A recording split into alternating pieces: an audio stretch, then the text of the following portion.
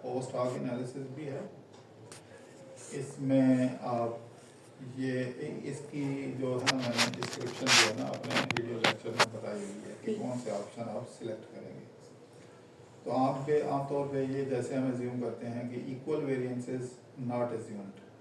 हम आमतौर पे ये कहते हैं कि ये जो वेरिएंसेस ऑफ डिफरेंट कैटेगरीज हैं they are whether they are identical किस चीज़ के बारे में about the dependent variable. For example आपकी है जॉब परफॉर्मेंस, तो जॉब परफॉर्मेंस जो है वो हर कैटेगरी की एक जैसी है या एक जैसी नहीं है, तो इसका कंपैरिजन करना होता है। तो आप इक्वल वेरिएंसेस नॉट एज्यूम्ड अगर कर रहे हैं तो ये आपका नल हाइपोथेसिस है कि इनके वेरिएंसेस इक्वल नहीं है, यानी इनकी जो वेरिएबिलिटी है, डिस्पर्शन है of the dependent variable across different categories वो सेम नहीं है। फॉर एग्जांपल जॉब सेटिस्फेक्शन हम कहते हैं, तो जॉब सेटिस्फेक्शन हर कैटेगरी की एक जैसी नहीं है, उनमें वेरिएबिलिटी है। तो वो फिर हम ये नल हाइपोथेसिस इसमें से ये कर सकते हैं या गेम्स ओवल कर सकते हैं। इसके ऑप्शन मैंने समझाया हुआ है। या फिर ये बाउंड वैल्यू ये इक्वल वेरिएंसेस अज्यूम्ड, या अगर नल हाइपोथेसिस आपने ये रखा है कि इक्वल वेरिएंसेस अज्यूम या ये रखा है, दोनों में से कोई एक कर सकते हैं। तो फर्स्ट कर मैंने ये जस्ट एक एज एन एग्जांपल मैंने ये पिक कर लिए, तो इसको मैं कंटिन्यू करता हूँ। अगर कंटिन्यू करने के बाद इसी तरह कोई फर्दर ऑप्शंस भी अगर आप करना चाह रहे हैं, फॉर एग्जांपल आपने मेन डिस्क्रिप्टिव्स भी देखने हैं, होमोजेनिटी और वेरिएंस टेस्ट भी करना है, जो भी, तो इसको भी हम कर सकते हैं। अच्छा, प्लॉट बनाना है वो भी हो सकता है, इन चारों का प्लॉट बन के भी आ जाएगा। तो मैं कर लेता हूँ, गलत हो गया तो कोई ऐसी बात नहीं, लेकिन एक समझ आ जाएगी आपको। ये कर लेते हैं, उसके बाद मैं इसको ओके करता हूँ। तो ये मेरे पास ये डिस्क्रिप्टिव स्टैट्स इस तरह से, ये बड़े मीनिंगफुल डिस्क्रिप्टिव स्टैट्स हैं। मिसाल के तौर पे आप देखें कि mean, standard deviation, standard error, ये तो सारे आ गए, ठीक है। And this is for all education categories. आपने देखा अलग अलग आ गया ना, बैचलर डिग्री में, मास्टर डिग्री में, इसी तरह डॉक्टरेट में, पोस्ट डॉक्टरेट में, ये सारे जो भी सर्वे डाटा यूज कर रहे हैं ना, अपने डिपेंडेंट वेरिएबल्स को टारगेट वेरिएबल करके और अक्रॉस डिफरेंट, ये तो मैंने एक वेरिएबल चूज किया डेमोग्राफिक का, आप इसी तरह हर डेमोग्राफिक का चूज करके अलग अलग डिस्क्रिप्टिव स्टैट्स, ये ज़्यादा इफेक्टिव प्रेजेंटेशन होती है बजाय इसके कि सिंपल। ये तो देखे ना, मैंने एक ऑप्शन सिलेक्ट किया था, वो डिस्क्रिप्टिव तो आ गया, लेकिन मेरे लिए ये टेस्ट ऑफ होमोजेनाइटी ये बहुत इंपॉर्टेंट है। मसलन ये बता रहा है आपको, इसी तरह इसके अनोवा एनकोवा, ये पोस्ट हॉक टेस्ट। अब यहाँ पे ये हर कैटेगरी के, हर एक कैटेगरी को दूसरी कैटेगरी के साथ कंपेयर कर रहा है।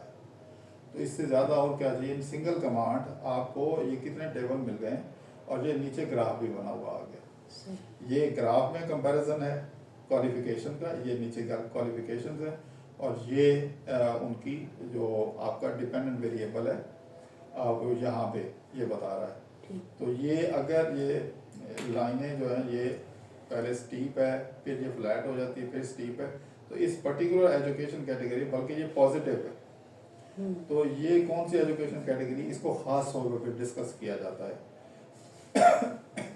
यहाँ पे नंबर भी आप डाल सकते हैं, वो भी मैं आपको सिखा दूंगा, बल्कि मैं पहले आपको करके दिखा दूँ। मतलब इसको अगर आप ये डबल क्लिक करते हैं तो ये एक कॉक वेब सा, मकड़ी का जाला सा बना हुआ है, इसको आप क्लिक करेंगे, ये आपके कर्सर के साथ चिपक जाएगा।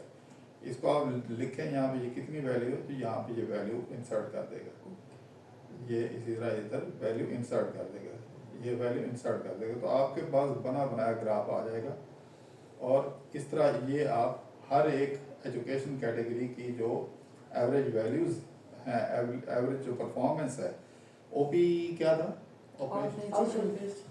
ऑर्गेनाइजेशन परफॉर्मेंस, हाँ, तो ऑर्गेनाइजेशनल परफॉर्मेंस आप देख रहे हैं कि क्वालिफिकेशन के साथ साथ ये जो मास्टर्स और डॉक्टरेट के दरमियान हैं, उनकी तो आप देखें स्लाइटली बेहतर हो रही है, अपवर्ड राइजिंग, लेकिन बाकियों की जैसे जैसे ये बैचलर से मास्टर जा रहे हैं, तो organizational performance on the average decline की तरफ है।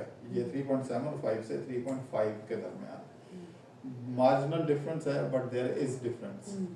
इसी तरह ये जो है इन डॉक्टरेट और पोस्ट डॉक्टरेट के दरमियान भी अब ये इसकी क्या वजह हो सकती है? मुमकिन है इनको कंपनसेशन नहीं दी जा रही हो सही, अकॉर्डिंग टू क्वालिफिकेशन ना हो, तो ये इस किस्म के रीज़न, ये बड़ा यूज़फुल डिस्क्रिप्टिव स्टैट्स है।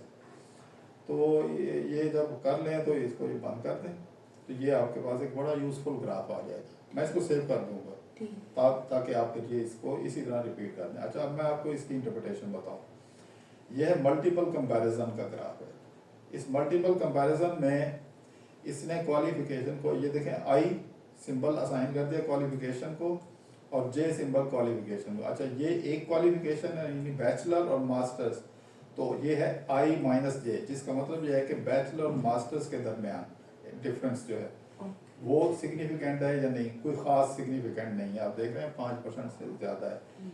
मास्टर और बैचलर के दरमियान जो कंपैरिजन ऑफ ऑर्गेनाइजेशनल परफॉर्मेंस है, उस परफॉर्मेंस में, एवरेज परफॉर्मेंस में बैचलर मास्टर के दरमियान सिग्निफिकेंट डिफरेंस नहीं है। इसी तरह ये जो है बैचलर और डॉक्टरेट के दरमियान डिफरेंस सिग्निफिकेंट नहीं है, कोई ख़ास नहीं है। इसी तरह आप देख रहे हैं कितना ये यूज़फुल एनालिसिस है, यानी बैचलर डिग्री होल्डर का इन बाकी तमाम डिग्री होल्डर के साथ एक कंपैरिजन है परफॉर्मेंस का। इसी तरह ये अब मास्टर्स है, मास्टर्स का इसी तरह बाकी रिमेनिंग 4 के साथ, इसी तरह डॉक्टरेट का रिमेनिंग के साथ। तो इनमें से मोस्टली कोई ख़ास इसका फ़र्क हमें नज़र नहीं आ रहा। अब ये मैंने क्वालिफिकेशन का वेरिएबल चूज़ किया था। इसी तरह ये ऊपर है एनोवा, ये तो खैर कोई इतना ये भी बता रहा है कि ओवरऑल ये देखें सिग्निफिकेंट नहीं है, तो ऑपरेशनल परफॉर्मेंस के दरमियान सिग्निफिकेंट डिफरेंस नहीं है। इसी तरह ये होमोजेनिटी टेस्ट जो है ना, इसको लेविन टेस्ट आमतौर पे कहा जाता है। तो ये सारा ये होमोजेनिटी टेस्ट है। तो ओवरऑल ये बता रहा है, ये Levene test degree of freedom, ये सिग्निफिकेंस बता रहा है कि ओवरऑल इनके दरमियान मार्जिनल डिफरेंस है, क्योंकि ये देखें 5.5% है, ये 10% की तरफ जाएं तो फिर है। इसी तरह ये भी मार्जिनल है। अच्छा, अब ये तो, लेकिन इसमें ये डिस्क्रिप्टिव स्टैट्स वाला टेबल आप रिपोर्ट करते हैं, एक ये टेबल रिपोर्ट करते हैं डिस्क्रिप्टिव स्टैट्स में, और एक ये ग्राफ रिपोर्ट कर दें, आपका बड़ा यूज़फुल एनालिसिस हो जाएगा। तो अगर वो जर्नल वाले कहते हैं कि जी ये एक्स्ट्रा चीज़ है, इसको तो फिर वो आप अपेंडिक्स में डाल सकते हैं, लेकिन आपके पास ये फर्दर पेपर में भी काम आ सकते हैं। अच्छा, अब इसी में ये मैंने किया ना, ये मैं दोबारा जाऊंगा। इसी तरह ये अब ऑलरेडी ये इस आइकॉन को अगर आप इसको क्लिक करेंगे ना, तो जो आपने कमांड पहले रन की है वही टॉप ऑफ द लिस्ट होगी। इसको करेंगे, यहाँ पे आप क्वालिफिकेशन को आप निकाल के, क्योंकि आपने हर डेमोग्राफिक का करना है, तो आप ये जॉब टाइटल वाले को आप डाल दें। पहले इसकी प्रॉपर्टी देख लें, क्योंकि अगर भूल जाएं तो ये वेरिएबल की इंफॉर्मेशन आप जहाँ से देख सकते हैं। ये 4 कैटेगरी हैं, तो इसको भी आप ये स्केप करके अब इस दफ़ा ये डाल देंगे, तो बाकी ऑप्शन वही रहें। तो इसको आप ये इसी तरह ये इसका एनालिसिस आ जाएगा। ठीक है, इसी तरह आप दोबारा जाएं तो ये वन वे एनोवा में जाके इसको यहाँ से बाहर निकाल दें, इसका एनालिसिस हो गया। इसी तरह जेंडर का आप कर लें, इसी तरह ये वर्क एक्सपीरियंस का कर दें। ये भी कैटेगरी जी जी, ये इसमें तो नहीं कैटेगरी है ना। हाँ जी, हाँ जी, इसको भी इधर डाल दें। जो भी कैटेगरी डेमोग्राफिक का आप इस तरह से एनालिसिस किया करें, तो ये ओके, ये इस तरह इसका एनालिसिस आ जाएगा। तो ये इस तरीके से ना, ये बहुत ही इंपॉर्टेंट और यूजफुल। इसको यहाँ पे रोक दें आप, और इसको पढ़ना मुश्किल नहीं, आसान है। आप देखिए ये वर्क एक्सपीरियंस, यानी 1 से 5 साल का जो एक्सपीरियंस है, उनकी ओपी और जो 5 से 10 साल के एक्सपीरियंस, उनकी ओपी में कितना डिफरेंस है, कोई सिग्निफिकेंट है या नहीं। ये आई माइनस जे का मतलब ये है कि इसकी परफॉर्मेंस माइनस इसकी परफॉर्मेंस, इसका कोई है परफॉर्मेंस में डिफरेंस है या नहीं है, सारे निकलने हैं, कोई फर्क नहीं है। 12 में एक रियल फाइंडिंग है। इसी तरह जब मैंने ऑप्शन सिलेक्ट किए हैं, तो आप ये वन वे अनोवा है ना, इसमें ये वन वे अनोवा आपको बहुत सारे ऑप्शंस में मिलता है। मैंने कंपेयर मीन्स के ऑप्शन से इसको तलाश किया। ओके। कंपेयर मीन्स ठीक, में हाँ जी। आपने सिर्फ टारगेटेड एनालिसिस करना है, हम्म, यानी डेमोग्राफिक का analysis across different dependent variable. अच्छा ठीक है सर, इसीलिए मीन कह रहे हैं आप। इसलिए हमने सिर्फ मैंने यहाँ से कंपेयर मीन से किया। अच्छा, अब इसमें देखें, ये जो पोस्ट हॉक एनालिसिस है, इसमें इसको अनचेक करके हम यहाँ पे ये बड़े यूजफुल, ये बॉन फेरोनी टेस्ट है, टुके टेस्ट है, इनको सिलेक्ट करने के पीछे भी एक बैकग्राउंड होता है, वो मैं आपके साथ शेयर कर लूँगा, लेकिन आप कोई भी कर सकते हैं, बेफिक्र हो के, कोई ऐसा मसला नहीं है। तो ये अब इसका नल हाइपोथेसिस क्या है कि वेरिएंसेस आर इक्वल।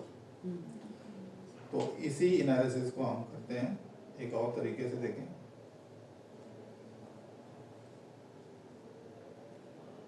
ये होमोजेनिटी ऑफ वेरिएंस, इसने ये यहाँ से स्टार्ट हो रहा है, ये पोस्ट हॉक टेस्ट।